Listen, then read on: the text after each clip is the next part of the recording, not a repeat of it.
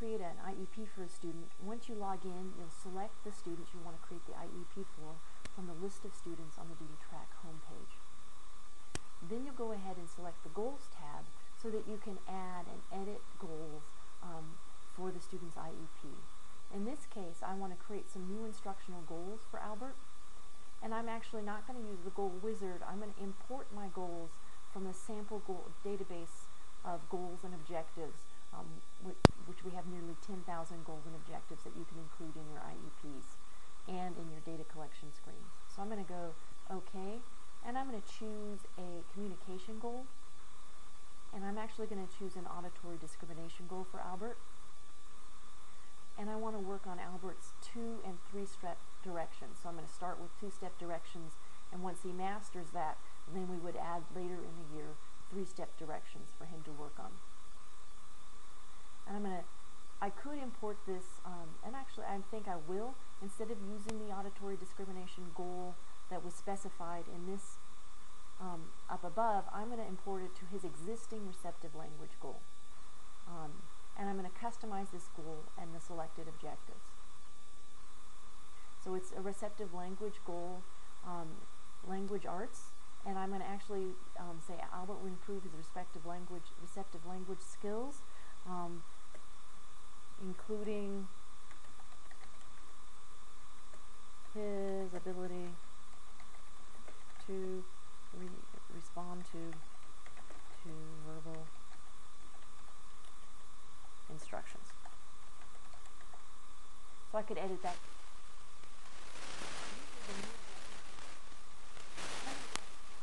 Title of it from an auditory memory to 2-step directions. Respond to this with 90% accuracy over 10 consecutive trials. This suggested that I use a score, but I think I'm going to do correct, incorrect, which will measure, I'm just going to see whether or not he gets the 2-step directions correct. I'm going to may practice each 2-step direction. I'll probably only practice 1 time per session. I want 90% accuracy, so I'm going to measure that across 10 separate consecutive days. I'm not going to introduce it yet, and I'm not going to have it active because this is a proposed objective, and I haven't started to work on it yet. I'm going to add a couple of 2-step directions that I'll start to work on, so like shoes and socks and backpack and binder, etc. Backpack and binder. And I'm also going to do 3-step directions, and again I would want the 3-step directions maybe by the end of the year to be 80% accurate over 10 consecutive trials. I'll change this also to correct, incorrect, 80 and 10. Once I've, and I'm just going to leave just a generic target because I'm not sure which 3-step directions I'm going to work on at this time. So I'm going to update the goal and the new objectives. I'm going to deactivate both of the objectives, so they're proposed objectives and we're not working on them yet. And so if I look at this, I have my current objectives, which are the receptive language objectives I'm already working on, and the proposed objectives, which are the ones that I just added. Now to create my IEP, I'm going to say I'm going to create a new document, and I'm going to go and call it IEP 2009.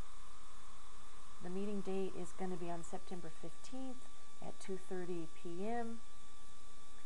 It's an annual IEP, and I'm going to include 4 pages in the IEP. Albert's present levels of performance, his sample goals and objectives, his special education services, and his recommended placement. Once I create the document, then I can add that information to the document. His proposed placement, for instance, I'll set myself as his case manager. He is in the demo district, and his school of residence is A Elementary, and he is going to attend Demo Center, which is the current school that he's attending. It's a special school. His proposed grade level is 2nd grade, and since it's a separate school, he's not going to be in a regular ed class at all.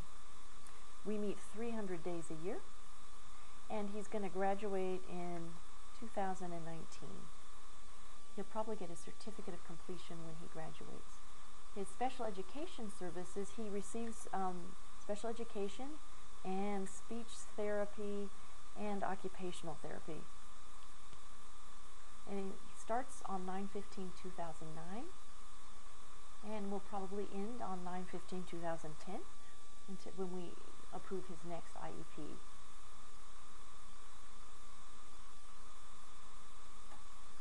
You can specify the indirect hours he receives of each of these kinds of services.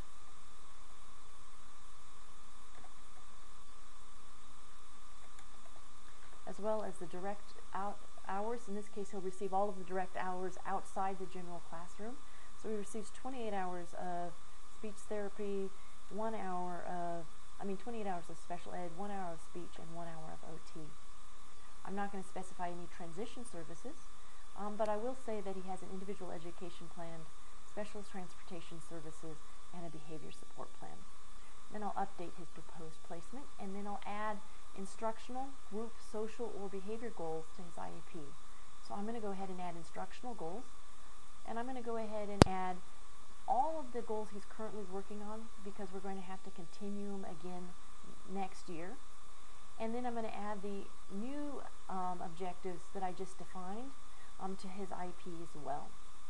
So I'm going to update the objectives that are going to be included on his IEP. So we have quite a few receptive language objectives. I'm going to also add a behavior goal to this plan. I just set up a behavior goal that he be cooperative. So I'm going to update the behavior goals so that we will continue the cooperation goal that was previously defined. Then I can add narrative statements.